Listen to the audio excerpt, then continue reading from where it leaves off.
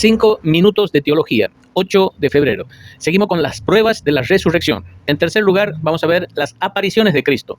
En 1 Corintios 15, del 1 al 11, tenemos registrado el número de testigos que vio al Señor, al Salvador resucitado.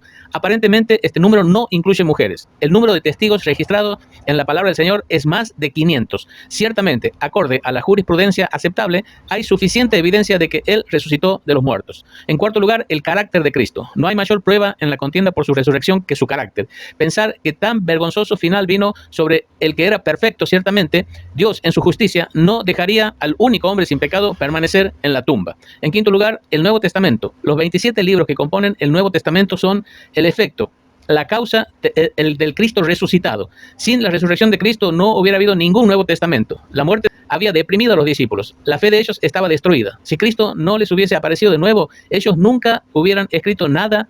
En sexto lugar, la iglesia de los apóstoles. Los apóstoles comenzaron a predicar en Jerusalén solo unas 7 semanas después de su crucifixión. Justo allá, en Jerusalén, donde Jesucristo había sido crucificado y sepultado. Los apóstoles declararon que Cristo había resucitado de entre los muertos. Si Cristo no había resucitado, los enemigos podrían haber presentado el cuerpo, porque ellos le habían crucificado y guardado. El silencio de los judíos fue una prueba de su resurrección, tal y como los escritos de los discípulos. En séptimo lugar, los discípulos transformados. La resurrección trajo una transformación sobre los discípulos. Antes ellos habían visto a Cristo morir y entonces su fe se había desmoronado. 2 de ellos dijeron, pero nosotros esperamos que Él era el que había de redimir a Israel. Lucas 24, 21. Palabras tristes, sin esperanza. Su fe entonces había muerto. Ellos se habían reunido juntos en puertas cerradas, atemorizados, temiendo por sus vidas, cuando el Señor les apareció. No fue fácil convencerlos de su resurrección, aún pese a que estaba delante de ellos, pero cuando ellos fueron convencidos, nada pudo alguna vez detenerlos.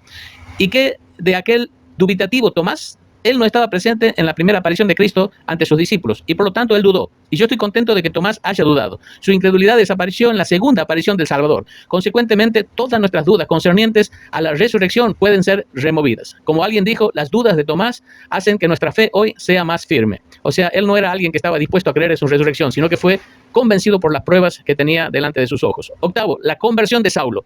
La iglesia nunca había tenido un enemigo más grande que Saulo de Tarso. Él era un individuo muy bien conocido en el judaísmo, perteneciente a la secta de los fariseos, que creía en la futura resurrección de los muertos, pero ciertamente no en la resurrección de Jesús. ¿Qué hizo cambiar a este terrible perseguidor de la iglesia en un grandioso predicador de Cristo?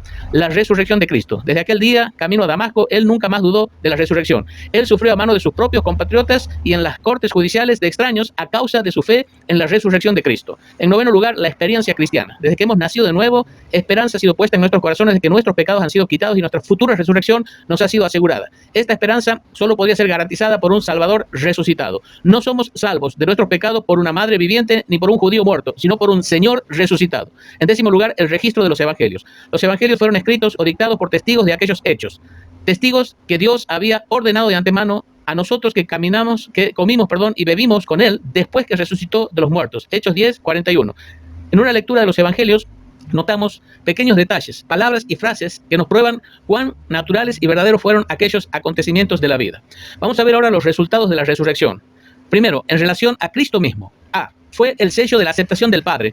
En otras palabras, el sacrificio de Cristo fue suficiente y aceptado por Dios. Es el amén de Dios al consumado es de su Hijo. B. Fue la marca del Divino Hijo. Cristo fue declarado Hijo de Dios con poder según el Espíritu de Santidad por la resurrección de entre los muertos. Romanos 1:4. Al ser clavado en la cruz, Él fue desamparado por Dios. Dios no habría de dejar desamparado a su Hijo. Por lo tanto, Dios lo resucitó de entre los muertos. C. Fue la demostración de su victoria. 1 sobre el diablo. Si el diablo hubiera podido mantenerlo en la tumba, habría sido una victoria completa para Satanás. De todos modos, Cristo se levantó de entre los muertos, garantizando salvación para cada alma creyente. Ahora manda a cada creyente ponerse toda la armadura de Dios en función de resistir los embates del diablo. Una pieza de esa armadura es el yelmo de la salvación.